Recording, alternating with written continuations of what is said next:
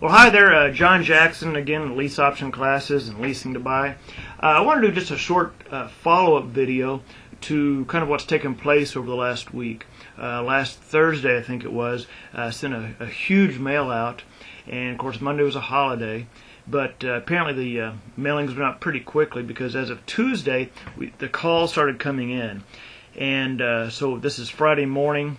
So far this week, I've received in excess of 25 phone calls from sellers wanting to use our program, or at least inquiring about it, and well over 8 emails from sellers. So working with them, putting numbers together, and of course the calls are just going to continue to grow, especially this weekend. But part of the process is that you'll need, as you get your business going, is having your systems in place. Now, I'm not the most organized person in the world, but you've got to have systems in place to handle the workload and handle the inventory. So what I teach in my class, and you can certainly develop your own program or your own system, but this is what I use. I just use a legal pad to keep track of all the phone calls. I keep this thing with me just like I do my cell phone. So I keep track of the calls coming in, maybe people calling about properties, or maybe people calling with houses looking to come into our program. All I do is keep track of the phone calls. If I make notes, I don't know if you can see this, I make notes out at the side here in the column. If they're a seller, I mark that accordingly.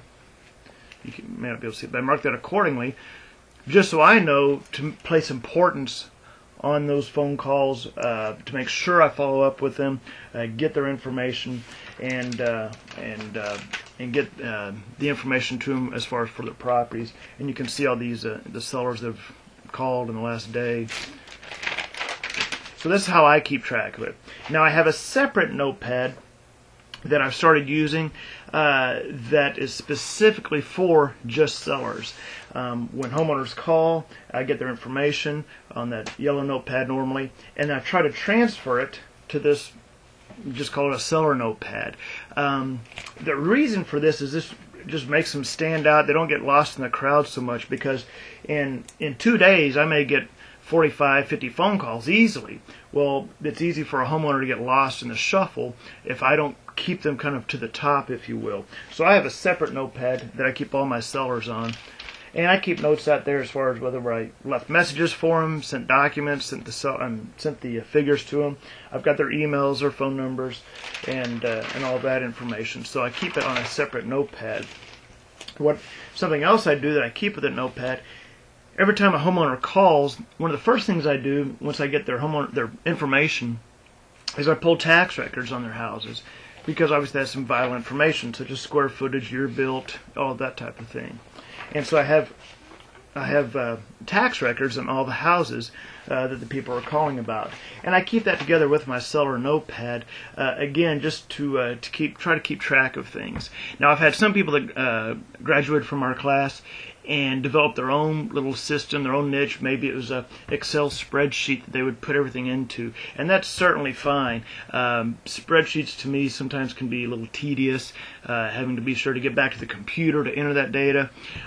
So this tends to work for me, and that's something you'll see is once you graduate from the class, you've got a definite game plan, a business system that you can follow to the T, the way I do, and develop your own business. But what you'll find is as you get things going, it's not uncommon to start making some tweaks to some things, making some adjustments that kind of work for a little bit better for you if you want to, and that's certainly fine.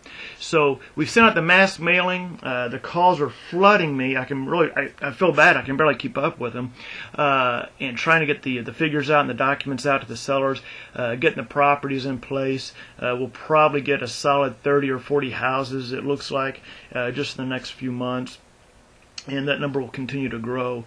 But that's how I keep track of things as far as with the houses coming in. Once I've assigned it to a representative that works for us, then I can put that into the file as far as the houses in our program. But that's how I keep track of things. And you may certainly develop your own system. So that's it. And next time we'll probably talk a little bit about setting the numbers on the property. All right. Bye-bye.